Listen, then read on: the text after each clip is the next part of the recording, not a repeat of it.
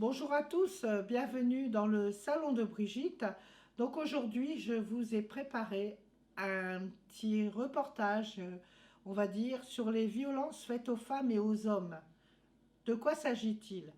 Alors j'ai bien précisé et aux hommes, parce qu'on parle toujours des violences faites aux femmes, mais il faut savoir aussi qu'il y a des femmes qui martyrisent leur mari ou leur conjoint.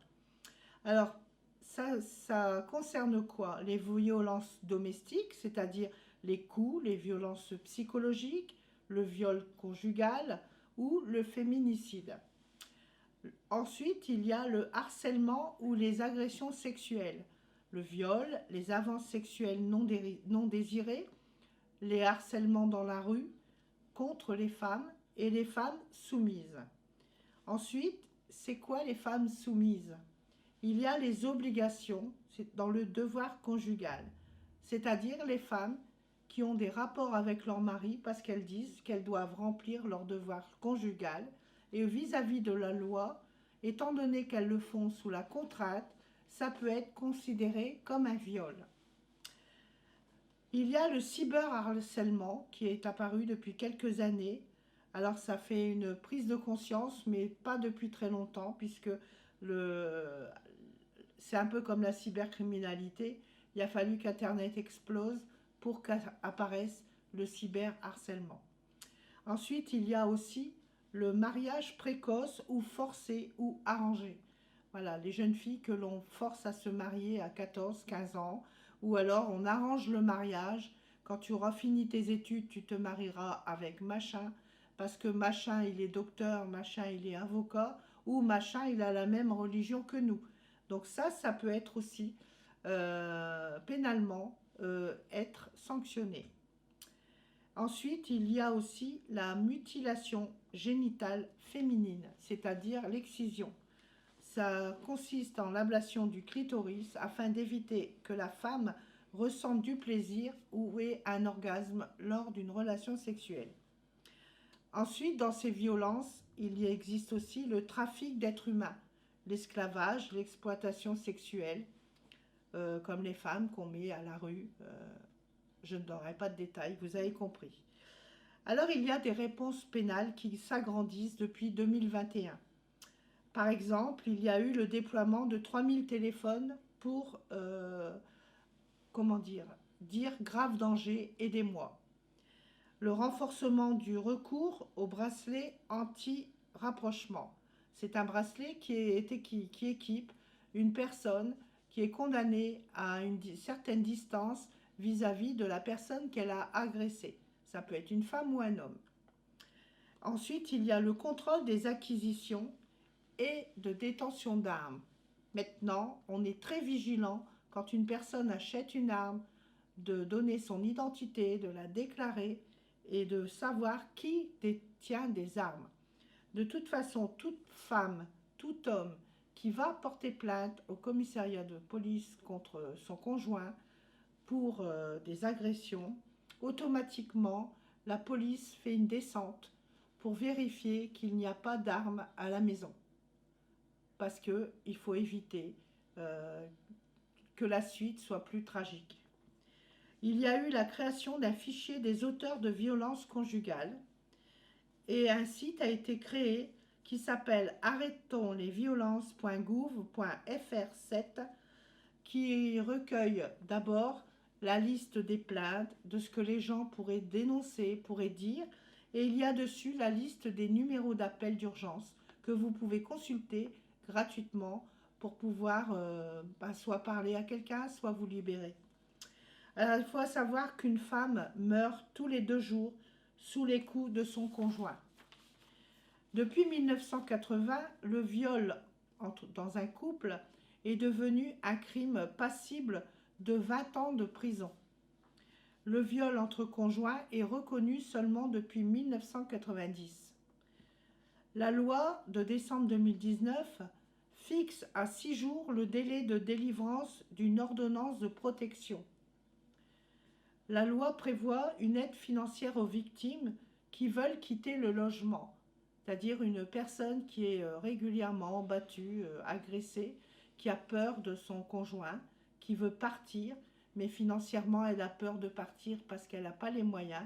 Elle doit savoir que l'État va lui prévoir une somme d'argent afin de pouvoir s'isoler, s'éloigner de cet endroit. Depuis juillet 2020, à la suite de travaux de Grenelle, la loi prévoit la suspension des droits de visite et d'hébergement de l'enfant mineur dont dispose le parent violent. Voilà, si madame porte plainte contre monsieur parce qu'il est violent, ils sont séparés, alors même s'ils sont séparés, il a le droit de visite de son enfant. S'il a été dénoncé à la police depuis cette année-là, il n'aura plus le droit d'hébergement de son enfant. Il y a l'inscription à un fichier judiciaire des auteurs d'infractions très graves, la décharge de l'obligation alimentaire pour les ascendants d'une personne condamnée pour violence conjugale. Voilà, parce qu'il existe une loi qui dit que tout parent, tout enfant, a l'obligation alimentaire alors d'un enfant envers ses parents et vice-versa, des parents envers les enfants. Mais il faut savoir que si jamais un monsieur, on va dire par exemple, a été accusé de violence conjugale grave, qu'il a été condamné, cette loi ne s'appliquera plus à lui. Ses enfants ne lui devront jamais rien. Même s'il demande aide et secours un jour, il n'aura jamais d'aide de ses enfants.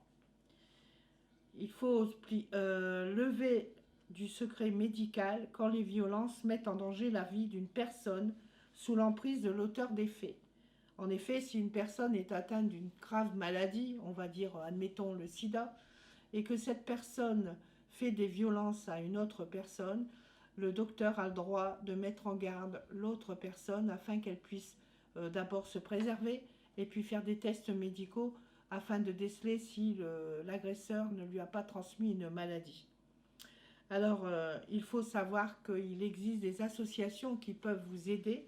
Par exemple, à Pont-Aventin, existe une association qui s'appelle Brisons le silence. La présidente en est Marilyn Lamant. Son téléphone, c'est le 06 20 49 14 40. Elle a un mail, brisons le silence ozon@gmail.com. Cette association vous propose de rencontrer des femmes qui ont subi la même chose que vous, ou des hommes, des psychiatres, des thérapeutes, beaucoup de personnes qui pourront vous aider à vous reconstruire, à trouver des solutions. Elles aident aussi les femmes à partir, parce qu'il y en a qui n'osent pas partir. Et puis, moi, je vais vous donner un petit conseil aussi, puisque quand on subit tout ça, parfois, on a envie simplement de parler. Quelquefois, on ne veut pas partir, on est seul à la maison, mais on voudrait bien parler à quelqu'un. Alors moi, je vous invite, par exemple, à m'appeler le jeudi entre 17h et 18h sur l'antenne de CETA Radio au 09 81 74 24 36. L'émission s'appelle « C'est à toi de parler à Brigitte ». Donc, dans l'anonymat, puisque nous ne prenons pas les noms des gens, vous pouvez parler de ce qui vous tient à cœur, si vous avez envie d'avoir un conseil, si vous avez simplement envie de parler à quelqu'un qui va vous écouter, ce qui est très important. Allez-y, appelez-moi. Et surtout, si vous êtes dans cet état, si un de ce que je vous ai dit aujourd'hui vous concerne, n'ayez pas peur, allez-y, car maintenant il existe au commissariat de police une obligation d'enregistrer la plainte pour toute attaque conjugale. Ils ne prennent plus de main courante, on prend directement une plainte. Voilà. Donc je vous souhaite à tous beaucoup de courage si vous êtes dans cette épreuve. Et sinon, je donne un bonjour à tous et un rendez-vous dans un prochain Salon de Brigitte.